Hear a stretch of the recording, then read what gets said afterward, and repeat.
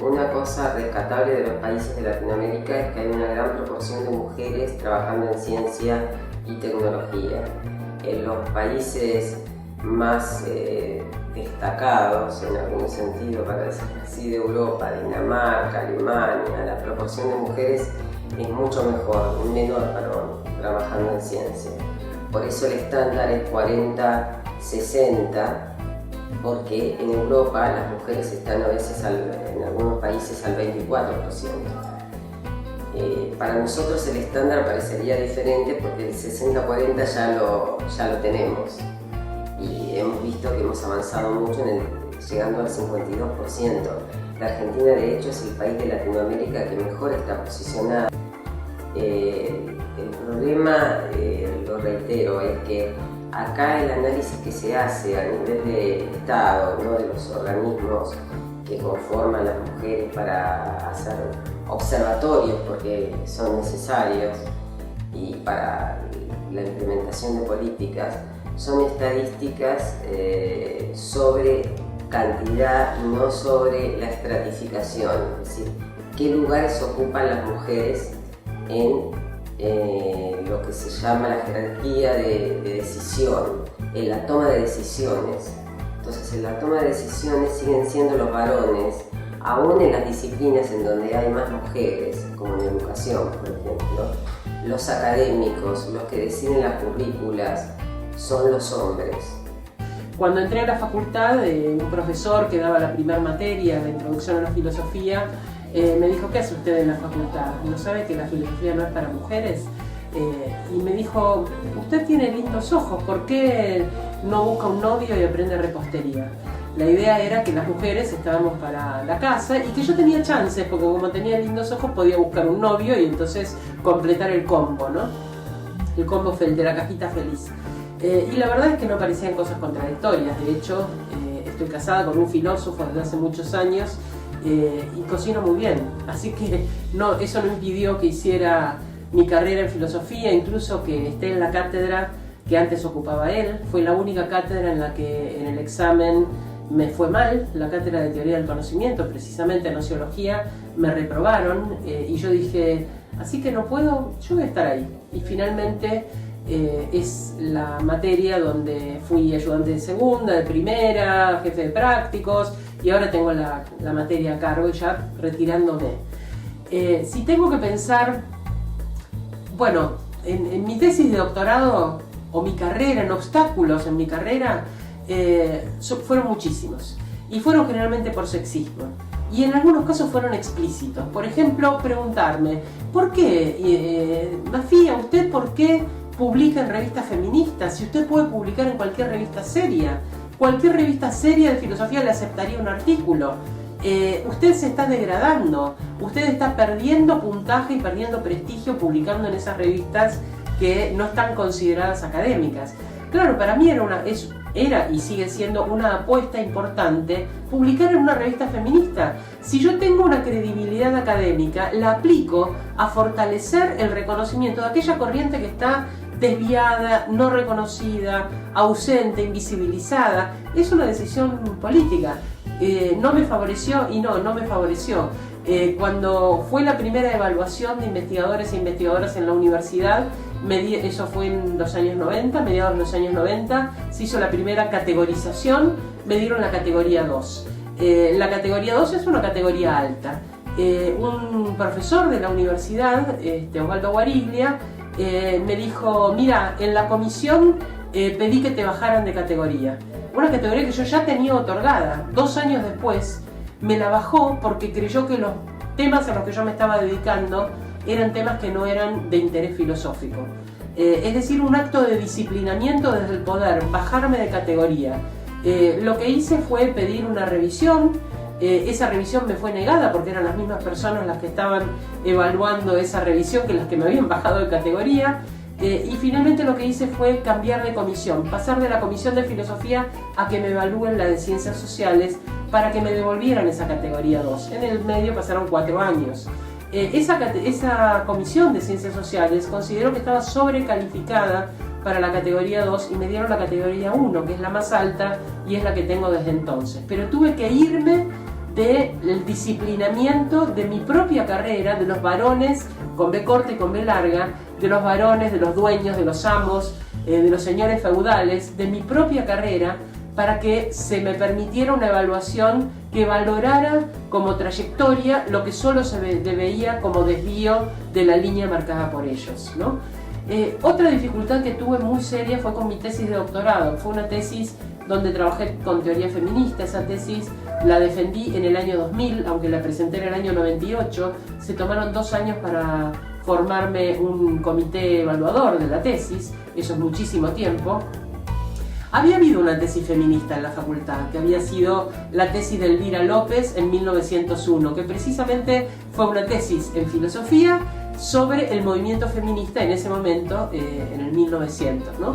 Era una tesis que habíamos leído y que nos había encantado saber que había habido en la historia de la Facultad de Filosofía una mujer desde comienzo del siglo que había presentado una tesis sobre feminismo, Elvira López.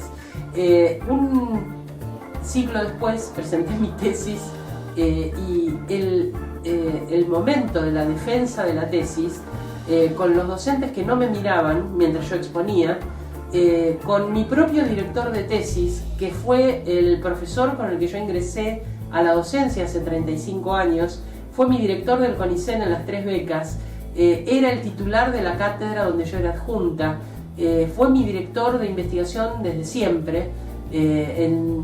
Ese director llevó el día de la defensa 4 páginas objetando que me aprobaron la tesis. Él, que había firmado un papel que decía que mi tesis estaba en condiciones de ser defendida 2 años antes, 2 años después presenta 4 páginas diciendo lo que yo omití analizar, que nunca me mencionó. Por supuesto yo le había ido dando los borradores de la tesis y él me había dicho que no había ningún tipo de observación. Lo llamé la semana anterior a la defensa para decirle: si tenés algo que decirme, yo me ocupo esta semana de actualizar o de modificar en la exposición lo que haya que hacer. Me dijo que no tenía nada que decirme, y ese día, en lugar de defenderme a mí, que era su dirigida, lo que hizo fue iniciar un ataque tratando de que no me aprobaran la tesis. Finalmente la tesis me la aprobó el jurado, pero en contra de mi propio director. Ese fue un momento en el que yo sentí, no sé cómo explicarlo, fue una ruptura interior. La persona en la que depositas tu confianza y en la que toda tu historia está apoyada intelectualmente, reacciona de una manera visceral, casi psicótica, en contra y te ataca. En el momento más frágil, que era el momento de defender esa tesis, en un tema en el que yo sabía que estaba abriendo un camino. Probablemente no era una tesis perfecta. Las tesis actuales son mucho mejores porque ahora hay una tradición de literatura, una tradición de corrientes que nosotros nos hemos ocupado de abrir y de proyectar desde el año 2000 al 2016. Obviamente hemos trabajado muchísimo en eso. Yo operaba con herramientas muy rudimentarias, no había bibliografía en español, o sea que traté de hacer un equilibrio entre la fenomenología, que era mi formación dentro de la cátedra, y el feminismo. Encontré alianzas entre fenomenología y feminismo, pero esto no fue suficiente como para que alguien del corazón de la carrera no quisiera que yo fuera eliminada del ámbito académico. Esa experiencia, la experiencia que quien te tiene que proteger es quien trata de eliminarte, es de una violencia descomunal. Superar eso es algo que fue muy difícil para mí. Lo que pasa en Estados Unidos, a diferencia de lo que pasa acá, es que las feministas, en tanto feministas, si son filósofas o lo que sea, tienen una inserción igual institucional clara, se sabe que son feministas, pero no es una parte lateral de su vida, es parte de su vida. Y entonces me consiguieron una beca, en ese momento me invitaron, que era el Congreso Internacional de Bioética en Tokio, y me consiguieron tenían una beca y me invitaron a ir. Entonces, ese fue el primer congreso internacional que yo iba de bioética, y por otro lado ahí ellas me invitaron a participar en el Consejo de Administración Ejecutivo de la institución. Bueno, desde la perspectiva de la bioética feminista, en realidad lo que ellas, digamos, toda esa gente que trabaja en estos temas trata de abordar los temas, digamos, que afectan a las mujeres desde una concepción femenina, digamos, por un lado donde se interesan los que afectan a las mujeres, tengan que ver con la reproducción, con la vida cotidiana, con la enfermedad, con el cuidado de los otros, con sus posturas con respecto a la reproducción, la salud reproductiva, el aborto. En mi puesto de trabajo he conocido a muchas mujeres referentes del área de las diferentes aplicaciones que tiene la energía nuclear. La verdad es que es un espacio muy enriquecedor, si bien digamos, yo no vengo de las ciencias duras, se hace visible que el trabajo interdisciplinario es necesario y bueno, como les decía, hay muchas referentes mujeres que digamos, han desarrollado toda su carrera profesional y en general, como también participo en el capítulo nacional de Women in Nuclear, pude conocer digamos, sus trayectorias y especialmente las trabas que han encontrado desde digamos, su formación en las universidades públicas y luego haciendo carreras en instituciones públicas, también en el ámbito internacional. Siempre una pregunta frecuente que hay en este campo, específicamente en el de ciencia y también en el de tecnología, es ¿por qué no llegan? Y nosotros quisimos saber por qué están. Las que están, ¿por qué se quedan? ¿Cómo hacen? ¿Qué sienten? Digamos, cuáles son los obstáculos y qué tienen para contarle a las otras, a las que tal vez quedan, digamos, en ese camino, ¿no? Hace poquito cerramos una investigación con el apoyo de CONAPLU, justamente sobre las trayectorias de chicas en carreras en informática de nivel superior, y descubrimos cosas fascinantes. Primero, que no son un grupo homogéneo. Hay un denominador común en todas ellas que es muy lindo y que es la pasión y la necesidad de hacer algo para mejorar la vida de otras personas. Eso sí es una constante. Muchas chicas contaban que al principio de la carrera se vestían de una manera más femenina y con su estilo y demás, pero que a lo largo de la carrera habían abandonado su estilo y se habían ido con un estilo más descontracturado, más informal y en definitiva más masculino en un punto. Y ellas no veían, digamos, como este proceso o este cambio, no lo veían como un tema de desigualdad o digamos, como una adversidad, sino que lo vivían como un tema de adaptación, como que ellas tenían que adaptarse a ese entorno. Cuando empezamos a ver qué pasa en la tecnología, que aparentemente se presenta como un campo en donde hay más mujeres y qué sé yo, empezás a ver que esas mujeres de alguna manera repiten la misma lógica que hablábamos antes con las chicas que se están formando, que tal vez no son conscientes de las desigualdades o no se sienten como no perciben la discriminación y que por eso tienden más a decir, bueno, las que no llegan acá es porque no quisieron y no porque no tuvieron las mismas oportunidades. Entonces eso nos hace pensar en también dos lógicas diferentes de acciones para apuntar hacia la paridad en el caso de la tecnología y para mejorar las condiciones del desarrollo profesional en el caso de las ciencias. Creo que las mujeres lo que hemos obtenido tras una larga lucha. Nada ha sido graciosamente dado, sino ha sido peleado palmo a palmo. Creo que hay que desandar esta cuestión, darse cuenta que no es natural, sino que es construido y abrir espacios de discusión para garantizar igualdad de oportunidades. Tenemos igualdad de acceso, pero todavía, a mi juicio, no igualdad de oportunidades en cuanto a posibilidad de elección de carreras. A partir del 2003-2004, donde comienza a aumentar geométricamente el ingreso tanto de los jóvenes a las becas como la carrera del investigador, va coincidiendo con una feminización del CONICET, que hacia el año 2007-2008 hace que haya más mujeres investigadoras que varones, un 52-48 más o menos, y que de las 4 o 5 áreas, si contamos también tecnología, ocurra que todas las áreas, salvo de ciencias exactas, haya más mujeres investigadores que varones investigadores. Esto es en cuanto a, en general, la cantidad, pero lo cuantitativo no siempre coincide con lo cualitativo. Cuando nosotros comenzamos en el año 95, las mujeres solo igualaban a los hombres en la categoría más baja del CONICET, que es la de investigadora asistente. Ya en adjunto había más varones que mujeres. Ni hablar para arriba, porque en la categoría más alta, que era la de investigador superior, había 8 mujeres. ¿Sí? En total, de 200, una cosa por el estilo. Eso fue cambiando poco a poco y cambió mucho en la última época, la época de este ingreso, esta época de oro que tuvimos, de ingreso importante de investigadores, etcétera, hacer que las mujeres fueran más en la categoría de adjunto y luego más en la categoría de independiente. Y la categoría de independiente es muy importante porque un investigador es el que tiene un grupo de trabajo consolidado, porque lo empieza a hacer cuando es adjunto, consolidado, que pide subsidios, que pide becarios. Entonces es muy importante que en esa categoría haya una buena cantidad de mujeres. Y después en la categoría de investigador independiente, si bien hay menos mujeres que varones, el delta no es tan grande. En superior se sigue manteniendo que solo el 25% de los investigadores en la categoría superior son mujeres. Y fundamentalmente la gran diferencia para mí lo significó la presencia de Dora Barrancos en el directorio de CONICET, porque a partir de sus inquietudes y realmente Dora es una persona que inspiradora, pero además súper luchadora, ha conseguido cambios que son muy importantes, como que los becarias puedan entrar a edades más tardías, tomando en cuenta que la edad de ingreso a la beca es la edad más frecuente de maternidad.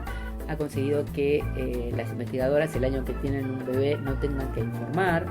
Se ha conseguido la licencia por maternidad, porque aunque parezca mentira, hasta hace unos años las becarias se tomaban licencia por maternidad por un arreglo con su jefe. Pensar que la licencia por maternidad es uno de los primeros derechos laborales que hubo en el mundo. Las becarias no tenían licencia por maternidad. Arreglaban con la jefe, pero eso no era oficial. Ahora las becarias tienen licencia por maternidad y la beca se prolonga todo el tiempo, que son más o menos 100 días que se le dan como licencia por maternidad. Si tienen que hacer una presentación, ya sea la otro tipo de beca, etcétera, en el momento, creo que es alrededor de los 40 días, alrededor del parto, se les posterga para ella. Lo que faltaría, y que es difícil de conseguir, es que si bien la beca se prolonga esos 100 días, quedan desfasadas de los llamados para la beca postdoctoral o por ingreso a carrera. O sea, lo ideal sería que las que hayan tenido 1 o 2 hijos, la beca se les prolongue un año. Aunque a ustedes les parezca mentira, en un ambiente académico, científico, como es el CONICET, eso espanta tanto como la UH en ambientes de ultraderecha. Entonces te dicen, van a tener un montón de hijos para tener más becas. Pero eso tarado te haces, porque parece mentira que... Pero bueno, eso todavía se resiste mucho y ese sería un tema muy importante, porque la verdad que facilitaría la carrera de las chicas que durante la beca tengan los hijos. A un camino muy práctico. Una vez que me torné directora, la masa de colegas me hizo directora del CONICET, que además hemos hecho obviamente un programa de reformas importante, pero me parece que quedan muchísimas cuestiones. Entonces, entre las medidas más importantes fue una, que era aplazar los informes por un año frente a un alumbramiento, una cuestión casi incabible, que las científicas estuvieran alumbrando y mientras alumbraban estuvieran pensando en el informe que correspondía. Era una falta de propósito, inclusive con la racionalidad elemental, ¿no? Ya no con los grandes principios de la equidad y los derechos. Eso fue muy importante, sigue siendo facultativo. Tenemos que hacer una investigación sobre el uso de esa prerrogativa, pero estoy segurísima de que la mayoría de las mujeres que están teniendo, alumbran ese año, piden un año que es mucho tiempo, de todos modos, aplazar un año es mucho tiempo, porque eso les permite tal vez no todo el tiempo que desearíamos, pero les permite rearmar el protagonismo en la conclusión de los famosos papers, ¿no? Por otro lado, adecuamos completamente el número de hijos y la excepcionalidad, la edad que marca el estatuto. Yo me ocupaba antes de hacer gráficos comparando las publicaciones, la producción de mujeres y hombres en el mismo ámbito, a ver cómo influía la vida familiar en la mujer. Entonces les pedí a mis compañeros yo graficaba el número de artículos publicados, por tomar un parámetro, el número de artículos publicados por año, y que me marquen cuánto fueron naciendo sus bebés o cuando tuvieron un evento familiar como enfermedad de los padres, que en general la mujer se tiene que hacer cargo, un evento familiar así que les haya significado un freno a la carrera. Y lo comparaba con las carreras de colegas al mismo nivel, colegas varones al mismo nivel. Y evidentemente la carrera de un hombre es mucho más estable y la carrera de las mujeres tiene sus picos de caída después del nacimiento de cada bebé o cuando atendieron padres enfermos. Y a la larga las mujeres lo superan. Los hombres es una recta casi estable y las mujeres después superan y tienen cada vez más producción. Pero tanto en el gráfico de hombres como de mujeres la caída más pronunciada es después de restricciones presupuestarias. Cuando nos faltan las bibliotecas, cuando nos faltan los elementos de laboratorio, cuando nos faltan fondos para ir a atender un turno de telescopio en Australia o en Estados Unidos o en Japón, ahí se nota más fuerte. Y eso era parejo para todos. Quise tener un bebé y todos me decían, estás loca, haciendo el postdoc en Oxford, querés tener un bebé. Y yo decía, pero esto es mucho más práctico, si ustedes tienen una nursery en el mismo edificio, tenían un lugar para poner los bebés en el mismo edificio, pero además yo no tenía que ir a 4.000 metros de altura, mi problema era la anoxia embarazada, ¿entendés? Entonces, si esto es genial, esto es a nivel del mar y tiene guardería, me parece que es la mejor condición, si el cerebro sigue funcionando. Entonces, me quedé embarazada ahí en Inglaterra y fue muy hermoso para mí, y mis compañeros de laboratorio estaban como sorprendidos, que cómo viene una latina acá. Bueno, por un lado decían, bueno, es una latina, las latinas tienen hijos, ¿viste? Como que uno viene con esa situación. Para mí el liderazgo ideal no es el liderazgo de una mujer que sobresale, que tiene un carisma, que tiene una visibilidad, que es respetada incluso por los varones. Para mí el liderazgo ideal es el de una mujer que ocupa el lugar que podría ser ocupado por cualquier otra.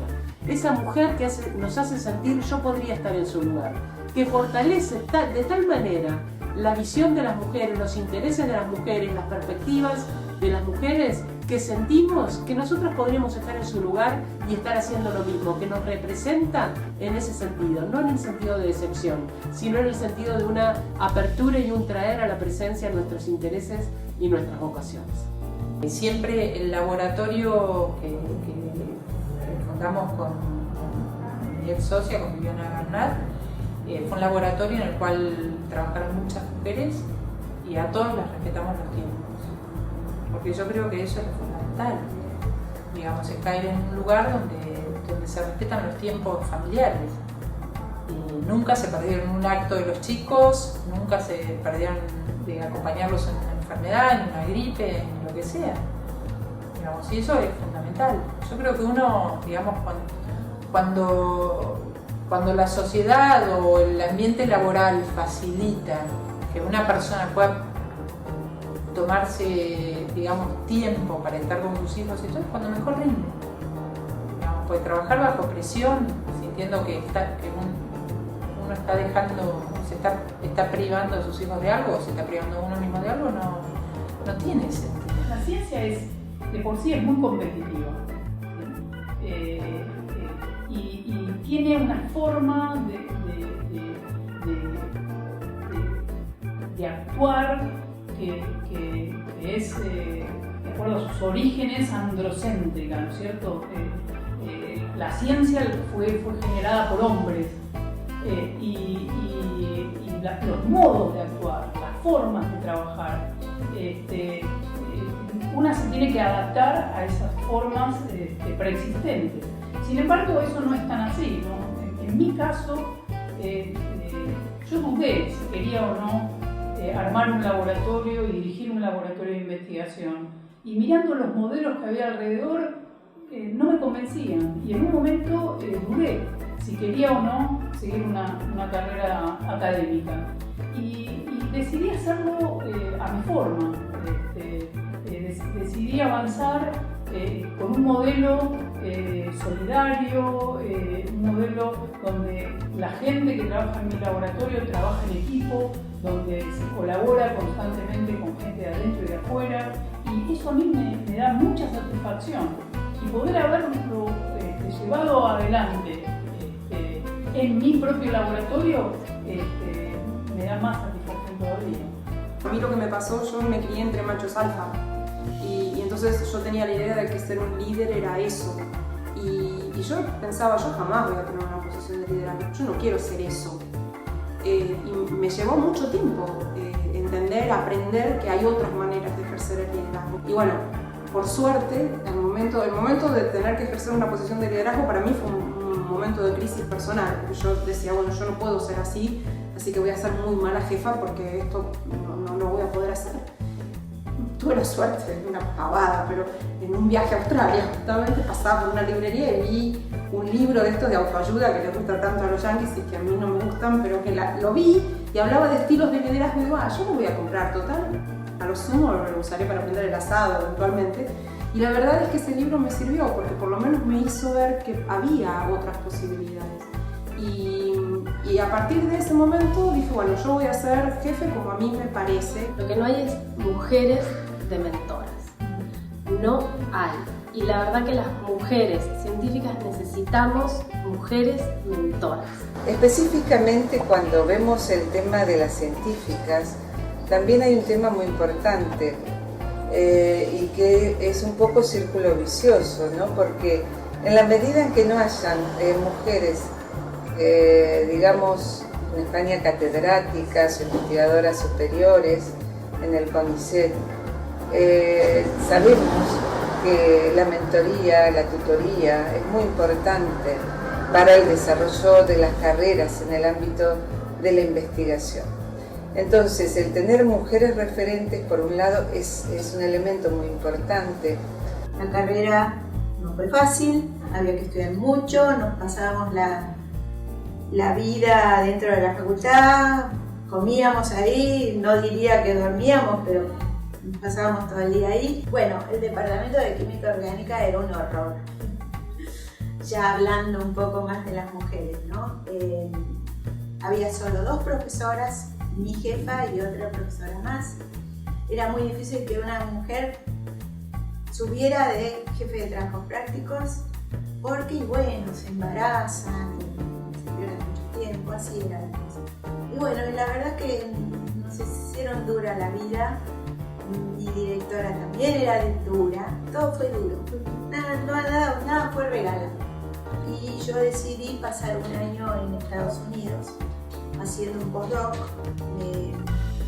Me contacté con un profesor de allá y bueno, mi ex marido decidió volver a la Argentina y ahí todo el tema de, bueno, yo me quería ir. Y él se quería ir, y a Argentina, y yo quería ir a Estados Unidos. Bueno, se llevó a los chicos, sí, fue un acuerdo, por supuesto, pero la crítica era para mí, ¿cómo dejaste a tus hijos? Bueno, no es que los dejé desamparados porque se fueron con el padre, estaba toda la familia en Argentina y yo me fui por un año y ellos vinieron a verme.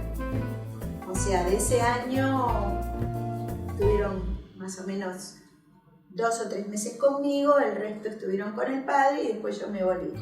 Y ahí empezaron a vivir de vuelta conmigo. Sin embargo, bueno, eso bastó como para que todas las acusaciones, si hubiera sido al revés, no hubiera pasado nada, pero siempre la mujer es la que carga todo. contenta. Siempre tuvimos que luchar muchísimo las mujeres. Acá ahora hay más jefas. Yo creo que salvo la presidenta, la licenciada Boero, no hay ninguna otra mujer a nivel directivo, alguna gerenta quizá, pero el resto son todos hombres. Y jefes de departamento, acá en esta gerencia, bueno, el gerente es hombre, los jefes de departamento son hombres y las jefas de división somos alumnas, no todos. En ingeniería teníamos profesores que enseñaban para las mujeres y los varones. Y yo he tenido profesores que me bajaban la nota por ser mujer y me lo decían en la cara. Entonces de pronto veían una mujer jovencita, porque encima me recibo muy jovencita, a los 21 años, y en un ámbito totalmente lleno de varones. Y era más difícil poner su lugar. Pero como siempre le comento a toda la gente con la que me encuentro, el lugar se lo tiene que dar uno también. Si uno encuentra un ambiente hostil, uno tiene que saber poner los lineamientos. Y he conocido directamente a una chica que no le daban aprobado una materia, un profesor. De eso lloraba un montón porque quería irse de vacaciones con ella y que ella le hiciera de acompañante. No sé si me explico. He conocido muchos casos de eso en mi época. Desconozco si actualmente sigue siendo así. Y después en mi vida laboral también he sido acosada. Una vez zafé uno que medía como 2 metros en un banco y me quiso encerrar en un ascensor. Yo siempre cuento que cuando yo me recibo en ingeniería, conmigo se recibe nada más que una persona que era en Boston, una chica coreana, que era en ese momento mi mejor amiga. Nos recibimos nada más que 2 porque fuimos las 2 que hicimos el último año de la carrera, 2 años en uno, y ella me acompañó un poco en este tema.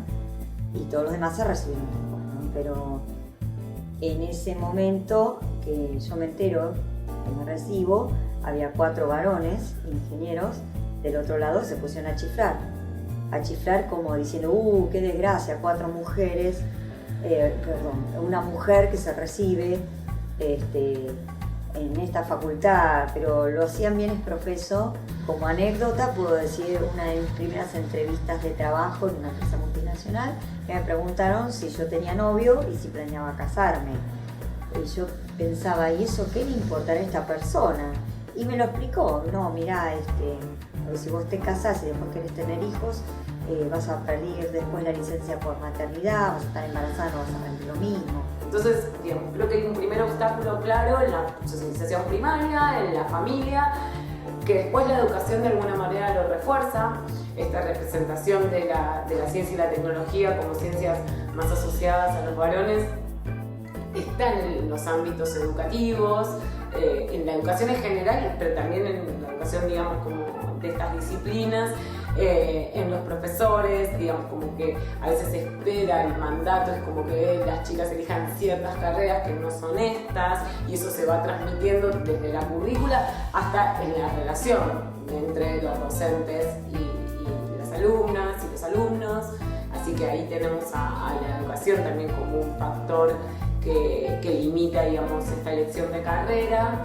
Y después, digamos, también está la idea, digamos, como la falta de referentes, de modelos, de mujeres que hayan, digamos, aportado a estos campos. Esa falta de visibilización, de alguna manera, hace que las chicas no encuentren modelos con los cuales se identifiquen o se identifican con varones, y eso no las hace como de repente sentirse del todo cómodas. Entonces yo creo que un tercer obstáculo también tiene que ver con eso, con la falta de visibilización de los aportes de mujeres que históricamente han aportado a la ciencia y que son referentes, pero también de mujeres que día a día hacen ciencia y tecnología, ¿no? O sea, como que esa falta de visibilización también está intercediendo en estas opciones de carrera. Que no te paren, que no te digan esto no es para mujeres o nada que ver. Yo creo que se necesita una mirada también más femenina, menos hegemónica de la ciencia en general, y que bueno, que la posibilidad de cambiarla tiene que venir de nosotras. El sistema no se va a cambiar solo, no la van a cambiar los hombres porque están muy cómodos. Entonces, bueno, vamos a incomodar un poco.